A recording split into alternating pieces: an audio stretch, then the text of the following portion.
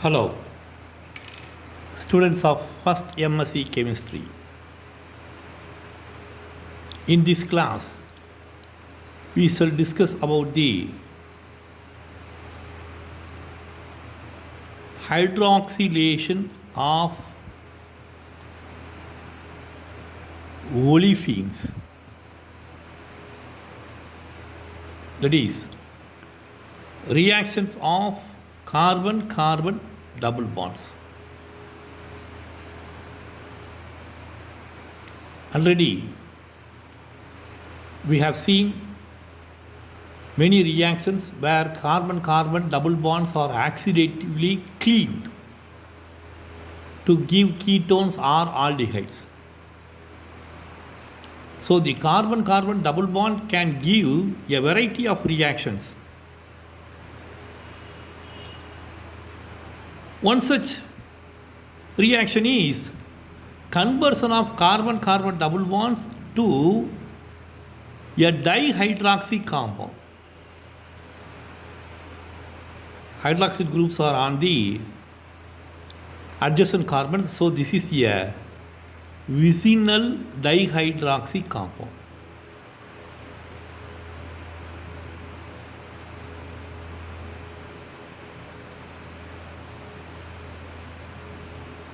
What are the reagents that can be used for the conversion of a olefin to a dihydroxy compound?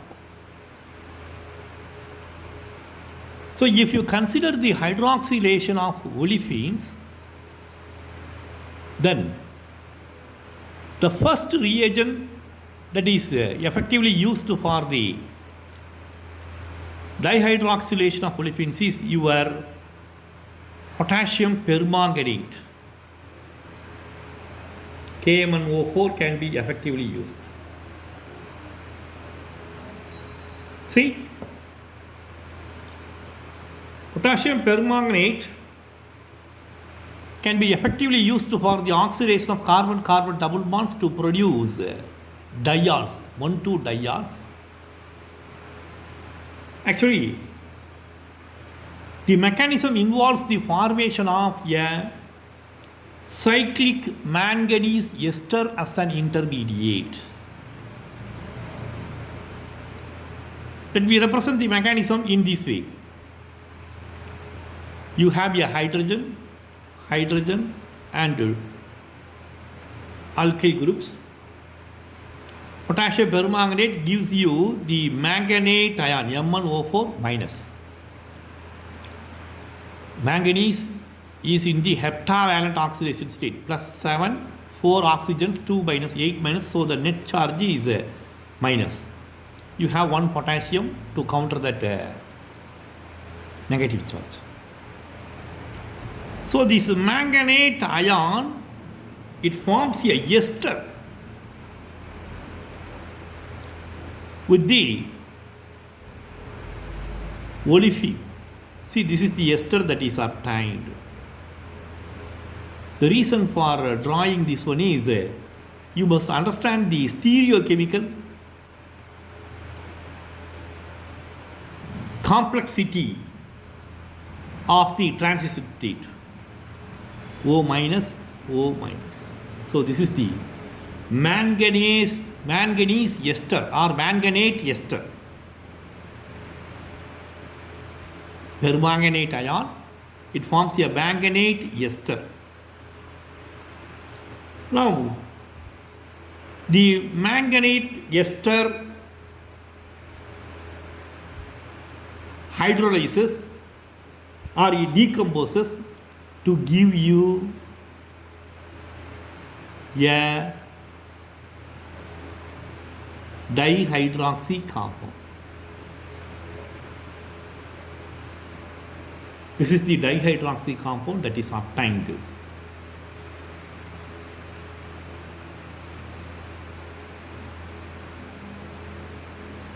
Sometimes ketohydroxy compounds are also obtained as a product. One of the hydroxyl group is oxidized and you are getting ketohydroxy compounds.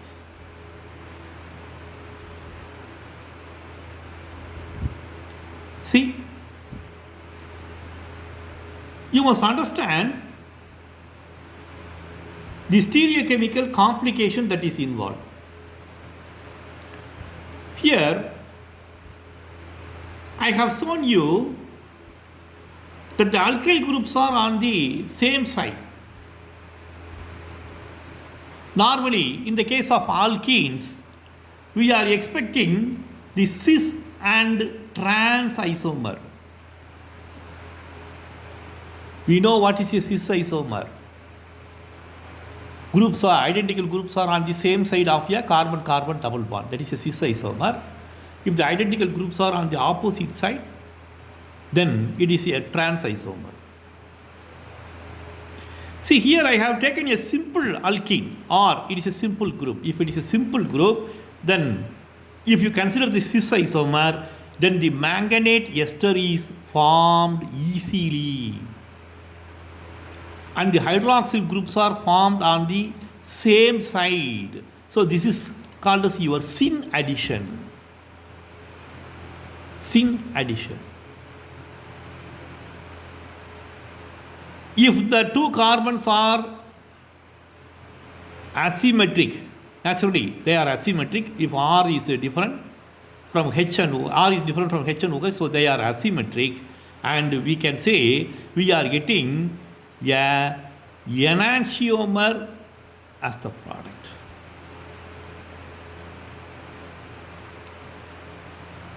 See, the cyclic transition state, if it is formed, then you are getting the syn product or this isomer, this enantiomer. Suppose if you consider the trans isomer, then the cyclic manganese ester of this type may not be formed. Or under some circumstances, suppose if the hydroxyl groups are formed on the other side, you get the other enantiomer. And if you get only one enantiomer to an extent of say 90 to 99%, then this is called as the enantiomeric excess. And we can say the reaction is enantioselective. So do you understand what is meant by a enantioselective reaction? In a enantioselective reaction, only one enantiomer is obtained to a major extent. Only one isomer, optical isomer, is obtained to a maximum extent. If such a product is formed to a maximum extent, then it is called as enantiomeric excess. It is indicated in all the synthetic organic chemistry books as EE. They will tell that the product is formed to an extent of 90% EE. That means 90% enantiomeric excess. Only one isomer is obtained to a maximum extent.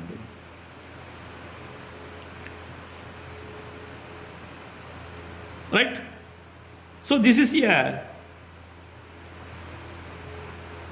complication. So when such a cyclic transition state is not favored, you get the anti-product, and sometimes you get the keto products also, keto hydroxy compounds also with permanganates.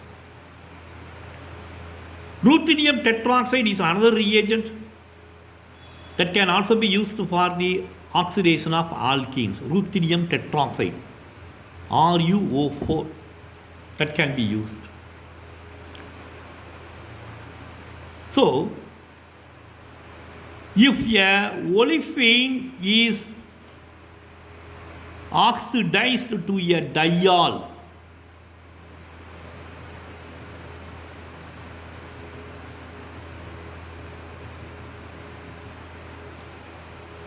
then there is a question of enantioselectivity. There is a question of enantioselectivity.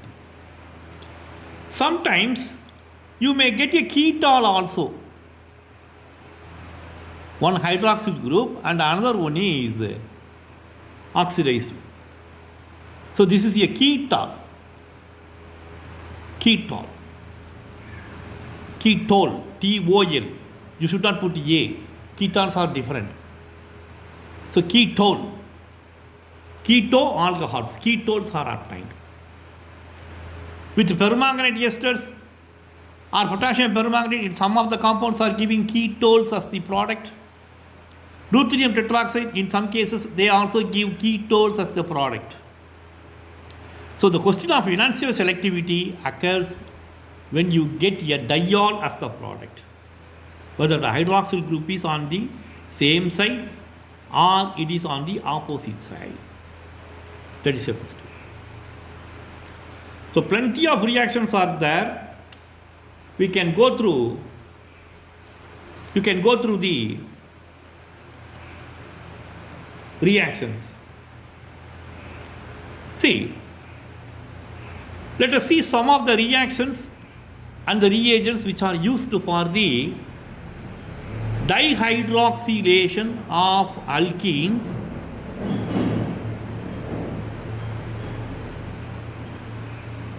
that leads to the formation of syn products. See, we have an example. CH2 double bond CH CHO C2H5 twice. This is aldehyde. Aldehyde is protected by in the form of acetal. This is only to prevent the oxidation of aldehyde group. So actually the starting compound is this one, CH2 double bond CH CHO. This is converted into acetal. You are protecting the carbonyl group by converting it into an acetal formation. This is converted into acetal. When this is treated with potassium permanganate, this carbon-carbon double bond alone is oxidized to give you CH2, CHOH, CHO, C2H5 twice as the product. See, 67% syn alcohol is obtained with permanganate. And we have another molecule like this one.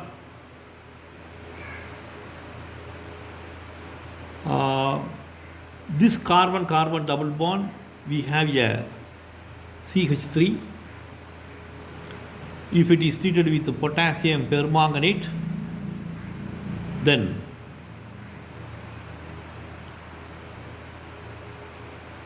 syn hydroxylation occurs and see, here you have your OH group, here you have your OH group. Similarly with the osmium tetroxide also you can produce osmium tetroxide, ruthenium tetroxide. All these reagents can be used for the syn hydroxylation.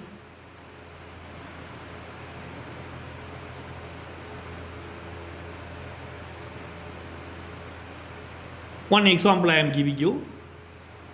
See, I will give the scheme later. See this one. This is the main part of the molecule which undergoes oxidation. See, when this is treated with osmium tetroxide, when this part of the molecule is treated with osmium tetroxide, in presence of N-methyl morpholine oxide, N-methyl morpholine oxide, we get this product.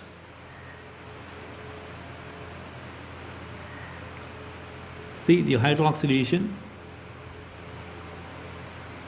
methyl group, OH,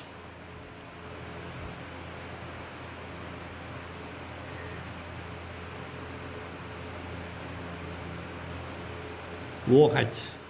This is the remaining part of the molecule. So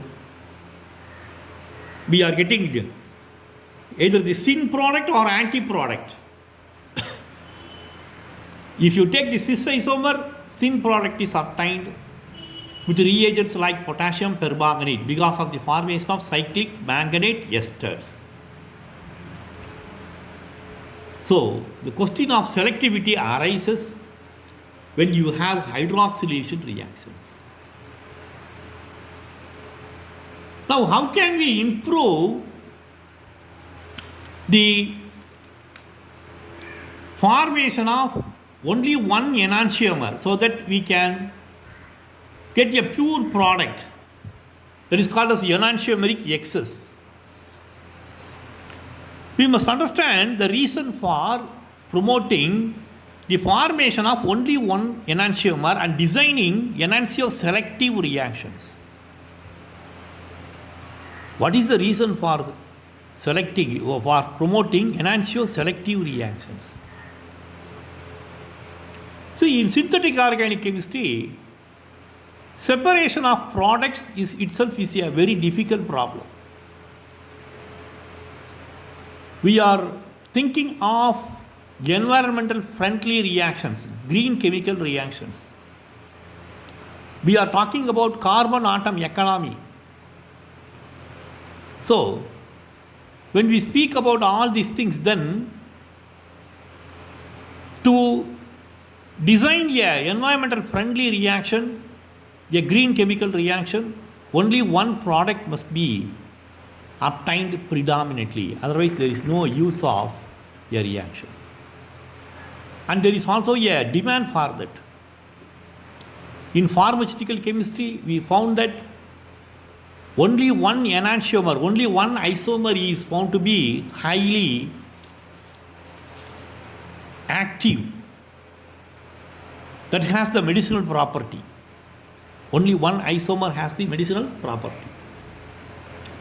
So, we are very particular about the stereochemistry of the molecule.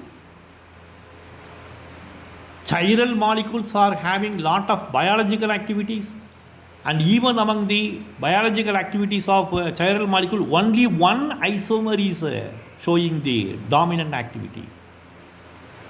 So, the enantioselectivity is very important in organic chemistry, and the enantioselectivity is observed in the oxidation of carbon-carbon double bonds. The same enantioselectivity is also observed in the reduction of carbon-carbon double bonds. If you reduce the carbon-carbon double bond, then addition of hydrogen takes place. Same enantioselectivity can be observed in the reduction of carbon-carbon double bonds also. In the oxidation of carbon-carbon double bonds, that too in the formation of hydroxyl groups, dions, 1,2 dions, same enantioselectivity can be observed. So it is our responsibility to produce only one enantiomer as a excess product, that is called as EE, enantiomeric excess product. The enantioselectivity is observed when the oxidation is carried out with osmium tetroxide. See, just like the potassium permanganate and ruthenium tetroxide, osmium tetroxide, OSO4, it is also an effective hydroxylating reagent.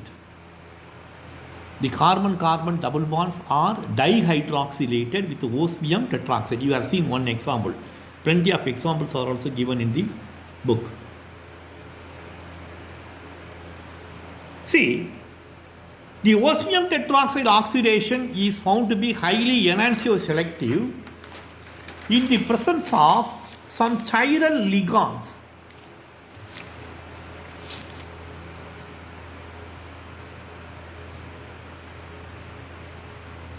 So, when we think of enantioselectivity in the hydroxylation of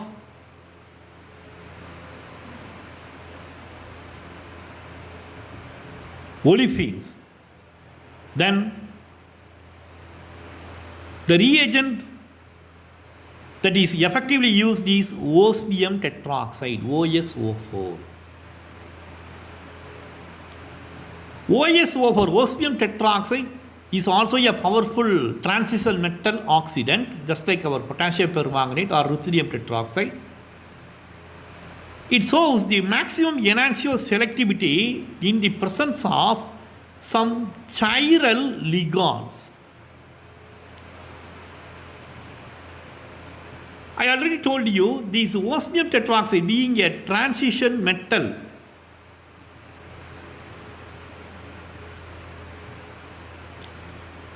in the presence of chiral ligands, it can form a complex-like structure, or it can form a complex, we can see. Now, the stereochemistry of the complex determines the stereochemistry of the complex that is formed in the reaction medium as a transition state. As a transition state. You may remember, in the oxidation of carbon-carbon double bonds with the permanganates, we saw that manganate esters are formed as a transition state. After the formation of manganate esters, they are hydrolyzed, or the transition state is decomposed to give you 1,2-diols. So in this transition state, we are having a complex formation between the chiral ligands and the oxidant, namely osmium tetroxide. Now, there is a competition between the stereochemistry of the starting material as well as the stereochemistry of the oxidant and the chiral ligand. We may have a cis isomer or a trans isomer. The carbon-carbon double bond may be open on one side. If it is open or free on one side so that the oxidants can attack, it leads to the syn formation, and we are having the diols, one particular diol, syn addition.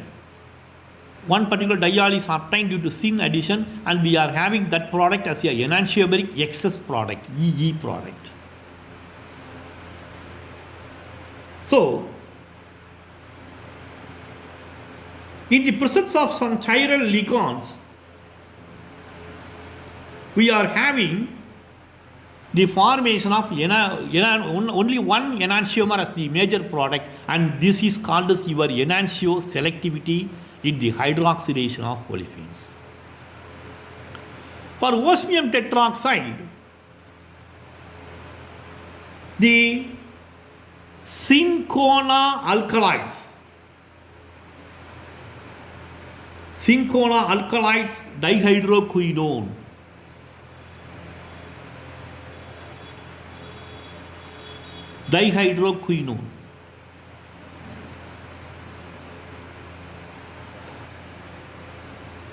see, abbreviated as dihydroquinone alkalides, Cinchona alkalides, dihydroquinone, and dihydroquinidine, DHQD, quinidine. They are well developed ligands. Good number of research papers have been obtained, and we have very good examples. So both these ligands, dihydroquinidine and dihydroquinine, ligands from Cinchona alkalides, they can produce enantiomer selectivity in the oxidation of carbon-carbon double bonds to 1,2-diols.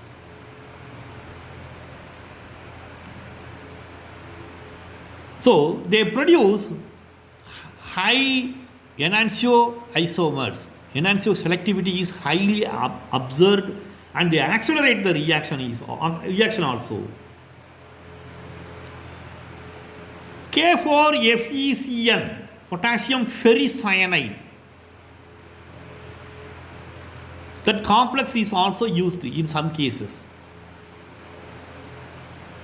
It is also used as a stoichiometric oxidant, K4FeCN6, potassium ferricyanide complex. So with this reagent also, we are able to achieve dihydroxylation. Many catalysts are commercially available. For example, we have heterocyclic compounds, that is thalassenes. They are polydentate ligands. So thalassenes, amino compounds, they are heterocyclic compounds, they are also acting as ligands. One such thalassene is a PHAL. We have many pyrimidines. PYR, abbreviated as PYR, pyridazines. So thalassenes are acting as ligands, chiral ligands. Pyrimidines are acting as chiral ligands. Pyridazines, diphenyl pyridazines, abbreviated as PYDZ. Diphenyl pyrimidine,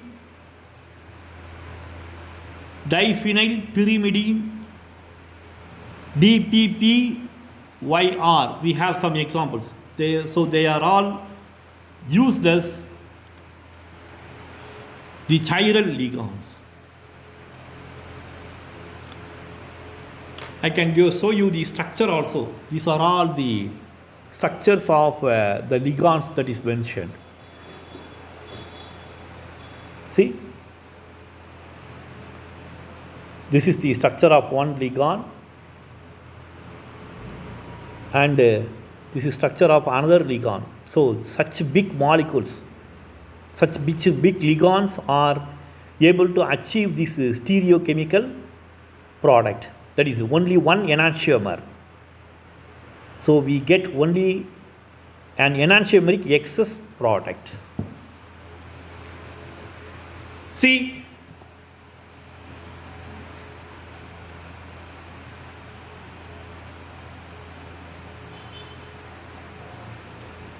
the transition state and the three-dimensional images are also given in your textbook. Of course, it is very difficult to understand for you through the molecular modeling system, that is also beyond our syllabus.